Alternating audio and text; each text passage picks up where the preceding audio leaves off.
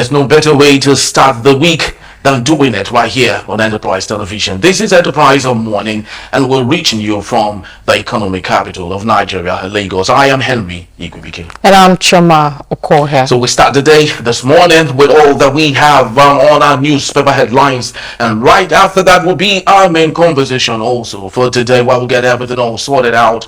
Please do well to be part of our community. Have a say in what we say. You can always find and reach us at enterprisetvnews.com. You may like, comment, and follow us on all our social media platforms at Enterprise TV7. With us in the studios to do better on all that we have, newspaper headlines, and possibly straight up to our main conversation is Cyril Abaku, journalist and public affairs analyst. Good morning to you, Cyril. Good morning, Cyril. Thank you so very much. Thank you for joining us. Giving us your time. So let's kickstart today with a story. Yes, and the story we're starting with is this is our newspaper focus actually, and the Speaker of the Borno State House of Assembly, Abdul Karim Lawal, has appealed to the federal government to consider buying a new aircraft for Vice President Kashim Shettima. The Speaker, who made the appeal on Sunday in a statement, said Shettima's life is at risk due to the faulty presidential aircraft he used to represent President Bola Tinubu in official engagements across the globe. He said the aircraft designated to the Vice President has had several incidents in recent times. The statement reads, "I want to sympathize with the Nigerian government, especially the Office of the Vice President, his crew and staff over the unfortunate incident at JFK Airport in New York, USA." All right, let's have our conversation. Cyril Abaku, what do you think about this story? And I want to add to that, the Vice President's life is at risk. Well, you can take it to the bank. Before December, Shettima would have got a new aircraft. At the expense of? Of who? Yes. Whatever, but I can tell he's going to get a new aircraft. If it takes too long, it won't be more than the first quarter of next year. Who knows whether they've already purchased it or they've already booked the one they're going to buy. Without the president, it's the same game they're playing all over again. And this is the reason we tell Nigerians that this whole talk about tightening your belts, this whole talk about the president is doing a lot to make the country work, it's all about Dadash. In addition to this, Shettima took 20-something billion to renovate the current house he's living in. The president bought his own aircraft. Now he's going to get his own. We are wondering, people they park aircraft all the time at JFK International Airport. How come it was our own aircraft that a so-called foreign object selected to strike the cockpit windshield? Nobody struck anything. They should investigate that thing. And it's a foreign object. Normally, if we were a truly democratic, independent country, transparent country, they would have shown him these pictures. You would have seen what foreign object he did, at what capacity, what was the impact. You know, when it was parked, who was watching over it? Is there insurance on it? Are they going to pay insurance? Nobody's discussing any of those things. They just said, if what kind of foreign object is, we are treating a plane at the airport and they kick the ball and they didn't hit it or what? Or was my playing cricket? Because I did it, and aeroplane being used to fly a president, vice president, the windshield, right, flies at high altitude in the sky, above sea level, in the sky. It is actually built for impact. So I'm wondering how some object hit it and suddenly they couldn't fly again. What is the cost of replacing that windshield? Sure. Can't be. So they just, and then the speaker in his statement, I read it fully, he said that the Americans should also investigate. But the point is, we are the only ones talking. If there was indeed such a foreign object hitting it, was it a man-made hitting or was natural hitting? And if it was there any report of outbreak of windstorm or something at the airport? And the other people also affected. And it's Jeff cost officially. So without this in the picture, we look at it like a caricature. Look at what it cost us. It cost us not they are attending the choke conference in Samuel. The other one, this vice president wanted to travel. We had all kinds of stories. So the aircraft was bad at the last minute, he didn't travel again. You remember that when Tinubu was out of the country? I think that was when Tinubu went to from the Netherlands to South Africa. Then they said that the last moment he was about to travel, the aircraft developed a fault. All a joke. He developed a fault. Then he couldn't travel again. The backstory was that that in government they felt that the president was away, so the VP2 should not be away all at the same time. But now we saw that two of them can be out at the same time, and the government will not survive. Now, why bring up the excuse of an aeroplane cockpit with screen shield being impacted by a purported foreign object that eyes cannot see? And suddenly they call coming from the Borno state. These guys are really taking us for a ride. You know why? It is because we can't provide consequence. In Nigeria, we turn the table around. Democracy is a government practiced by the people. But in our country, democracy is a government practiced by the government. In our country, it is not the practice democracy. Not so because of that, you see, look at Donald Trump and Kamala. They are fighting to get votes.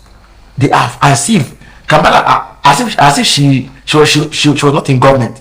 She's fighting because she knows that she can't give power to win the election. She's fighting against Trump is fighting Passionately. One person says one thing, the other person counters it. They are fighting for ideas. They are fighting on foreign policy. They are fighting on immigration. They are fighting on inflation. They are fighting on all kinds of things. In Nigeria, it is the government.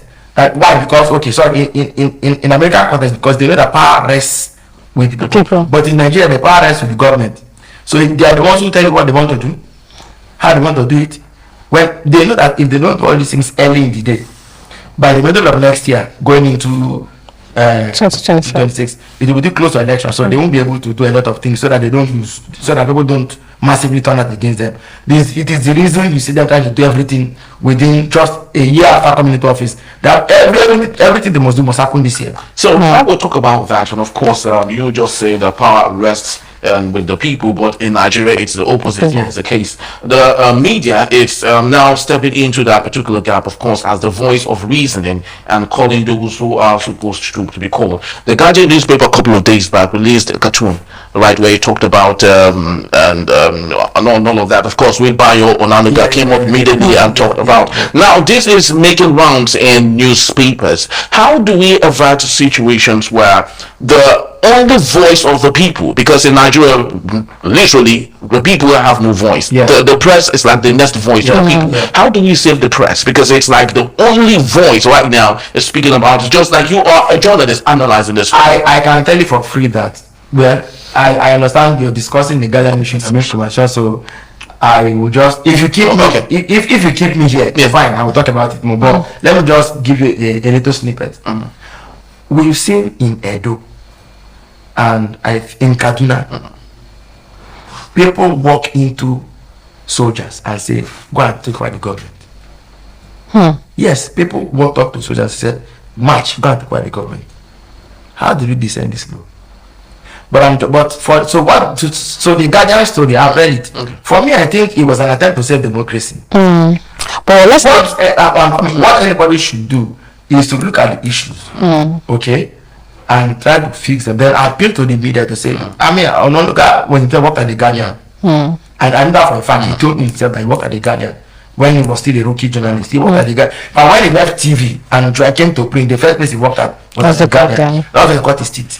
So the best thing he can, and that is his constituency, he can appeal to them to say, guys, give us some time. But the issues must be addressed. Thank you so much. We'll be having that and discussing more on our main conversation. So let's move on to the Vanguard newspaper. And the big story here: pressure mounts on Naira falls to 1,740 in the parallel market. Okay, moving on the top strip of the Vanguard newspaper, Dangote backs Tinubu CNG drive, invest over $280 million in trucks infrastructure. And also we have on the top strip of the same newspaper, a blackout businesses orders to suffer a setback nationwide. Okay, moving on, NASA Sano begin indefinite strike today over withheld salaries. And also we have right there NGE, Task Southeast, South, government on security. Okay, moving on, if you get into page 23, you find FBN Holdings opens 150 billion naira rights issue. Well, let's talk about this Naira free fall. and I do not know. It's where we're heading back to where it used to be when Bola Tinubu came in and floated the naira. It went straight to about 1,900. It went back again to about 1,001, 1,002. Sure. Now it's stepping back to where it's not supposed to be. How do we address this particular matter? No, Henry and Chuma, let me again quickly say that we are using black market indices to gauge the naira performance. Because nobody even talks about the official exchange rate. It is beyond, it is over and above average. In any case, you won't see the dollar from them. They won't sell it. And so let it be clear, we're using black market indices, which is bad enough and shameful enough to discuss the naira performance. But that's where we let's go. The problem, this is basic, and it has been said over and over again. Basic classic economics is if you're producing more, if you're able to have exports to sell for your own naira to be in demand, obviously its value will rise. But the fact that we're not producing anything locally, so the question would be, in the past 1 year, what could we have done to have ramped up local manufacturing? The few ones who are supposed to be here have packed their bags and gone. 2 years ago, manufacturers came out and made it very clear, last year, that they had been mothballing.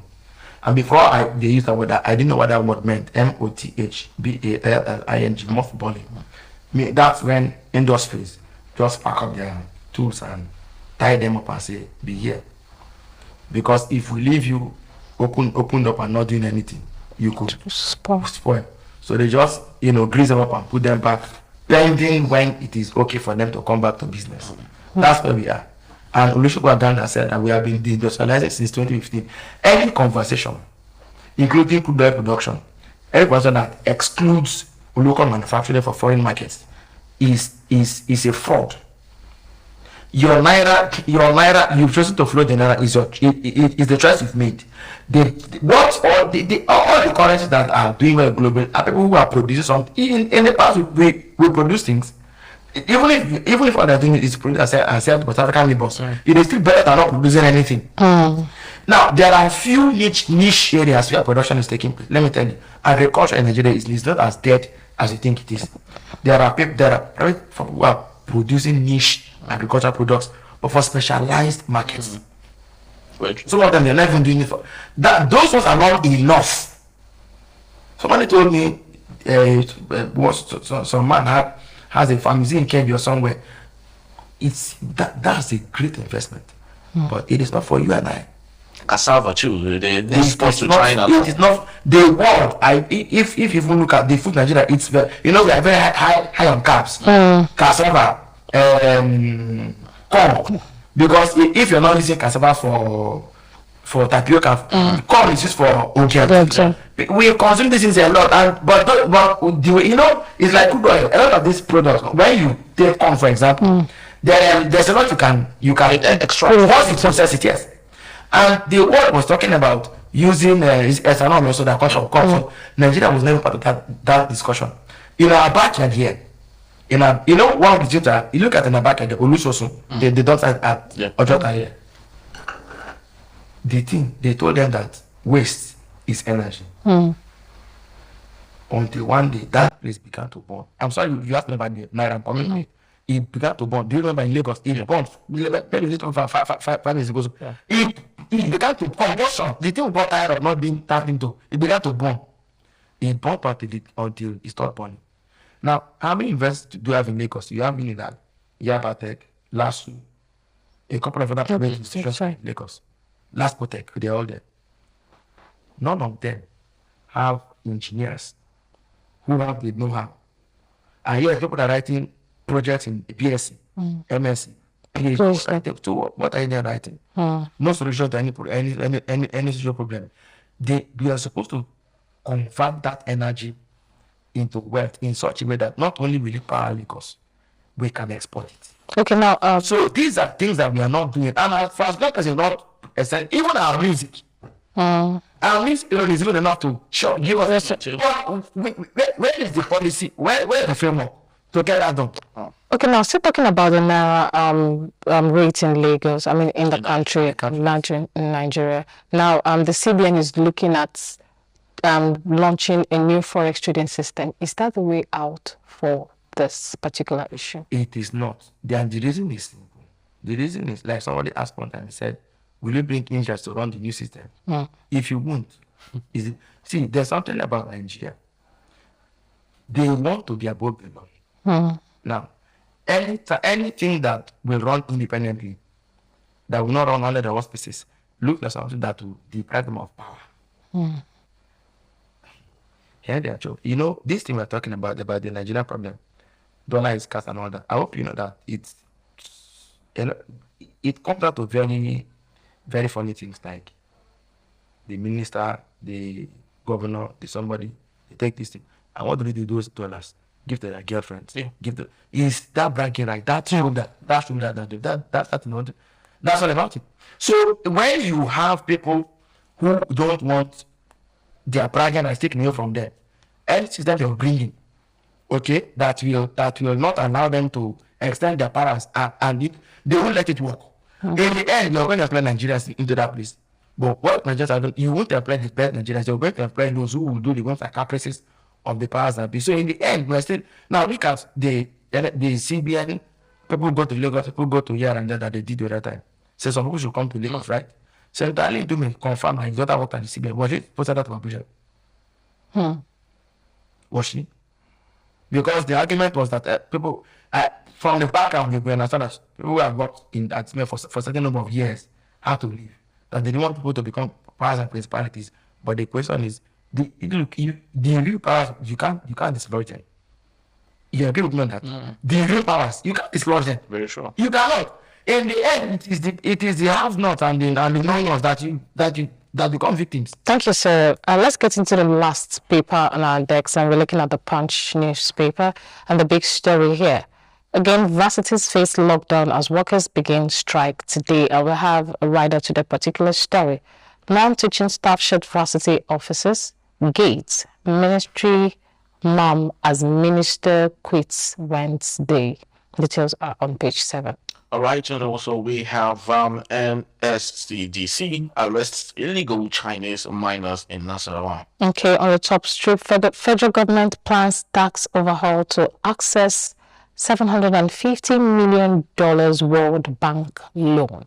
And also we have a CNG, Dangote invest $280 million in conversion. Okay, sorry about that. Still on the top strip, Army begins enlisting ex-soldiers to bridge manpower shortfall. All right, so we have many interesting stories here. Did you do the EFCC to track funds? No, I didn't. Right. EFCC to track funds as LG autonomy begins November. So let's take a look at this. Very interestingly, every local government election that's done right now, the ruling party of the particular state, sweeps the whole vote. And we're talking about autonomy of the local government. So do you still see the difference in the local government autonomy? Because payment starts in November, couple of weeks to come. Do you see a difference in what we used to experience before the autonomy and now with autonomy? Don't let us be too idealistic about it. Let me just tell you what I have been able to read out of the situation.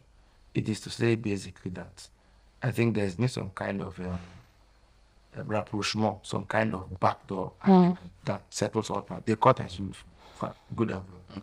But there's been some sort of agreement. What kind of backdoor, please?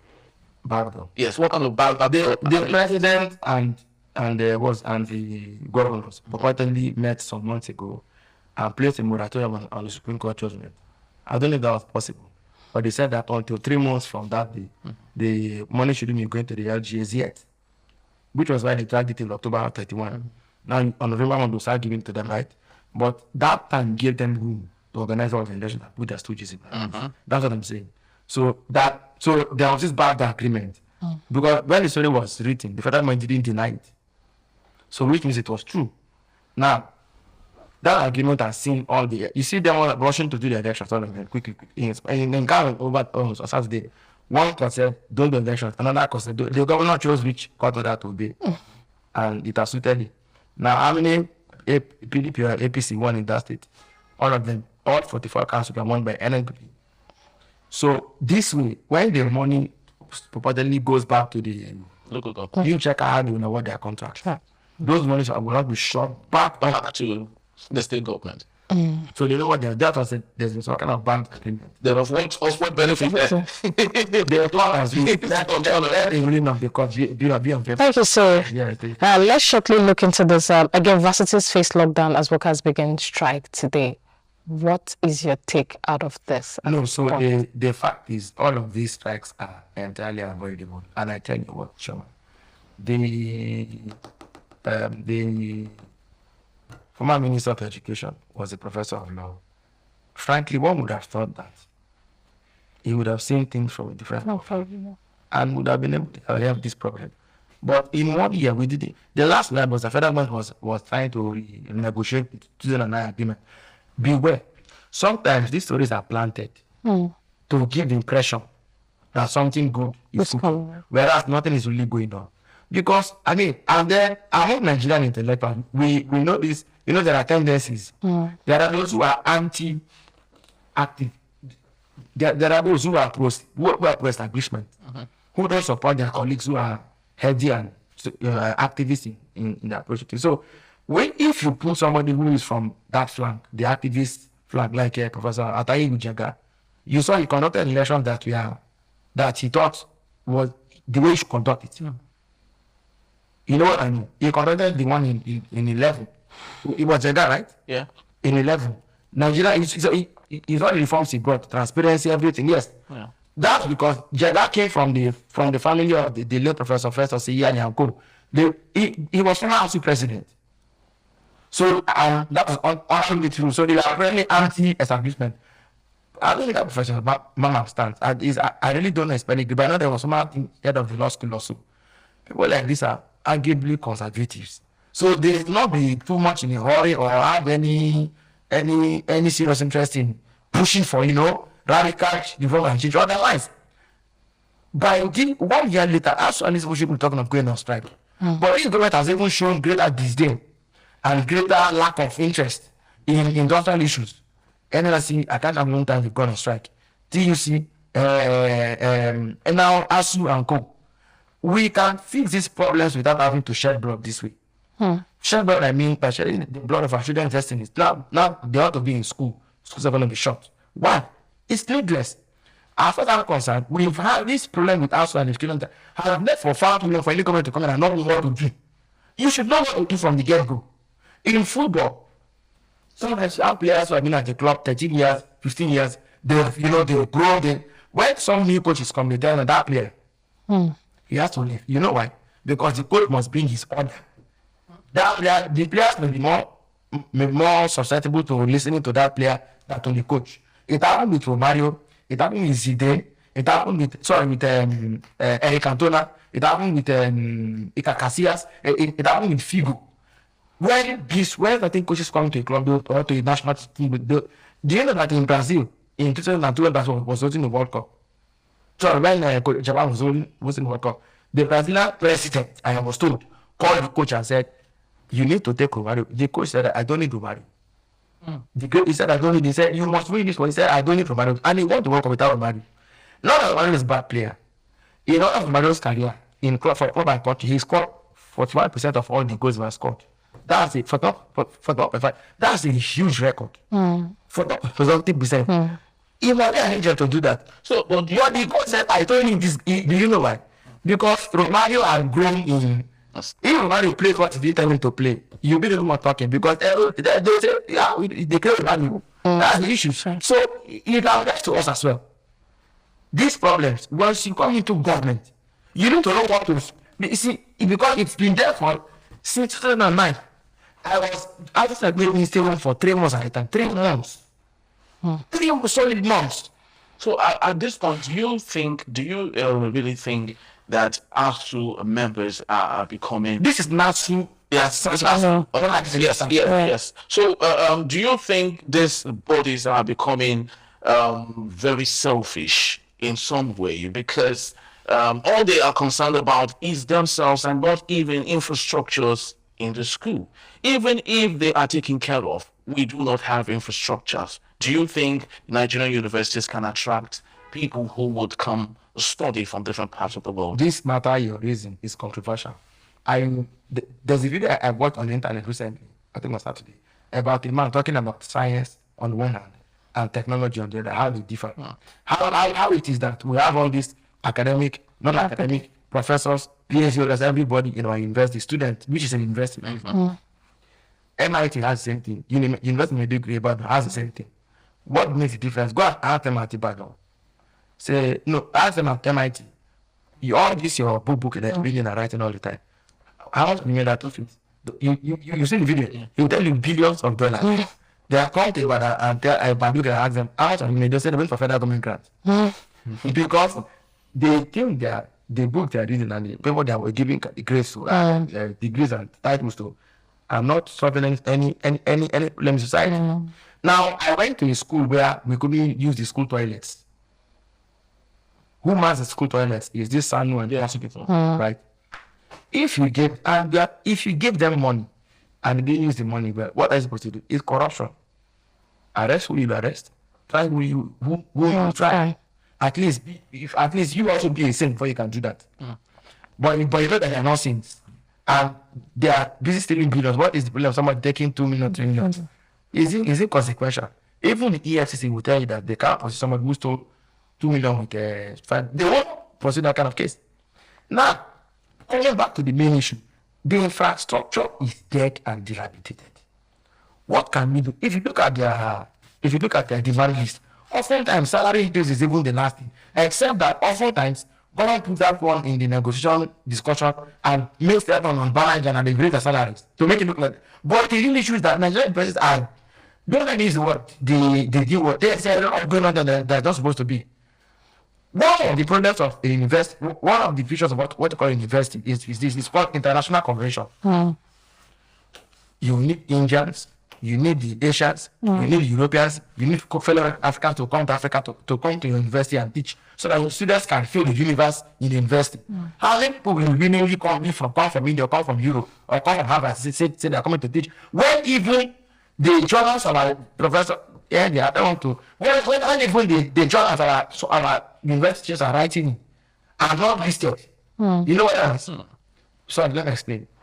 There are journals are categorized in order of global priority. From Australia, from Canada, from all these places. If you go and write an article in a journal that nobody knows about, it will be I'm wrapping up. It will be a dent on your image, on your reputation. You will be demoted. Our scholars don't write in any known journals, and they expect that the world will come and blame them. What they should have done is to take UI or Ife or Port Harcourt or Ilorin or any of these and use them as a model. You know what I mean? As apply very good and make them as a model. Then from there, let us see what they can do in 1 year. College University is the only school today that is listed among the first one. And Dr. Yedepo will tell you what he did to get to that place. How he structured university he took his time. He is one man. When the first man that came to write the another lecture at Covenant University used Bishop Yedepo's library. He didn't need to. His library was enough for a professor of agriculture to write his whole inaugural lecture. So how many statements do they have? Maybe apart from the 6 and hours of this one, how many Nigerian politicians today have that capacity to realize that they are going to recruit themselves in Nigeria? When I mean that is that they have what it takes for people to look up to them and say, I want to be like this one. We need to reveal that today schools are talking about lack of water, lack of toiletries, and being a strike. Isn't it even a shame? Thank you so much, Sir Lavako. Thank you. That's much we can take for today. I want to say a very big thank you for your time. The main conversation will be coming up shortly. Just stay tuned.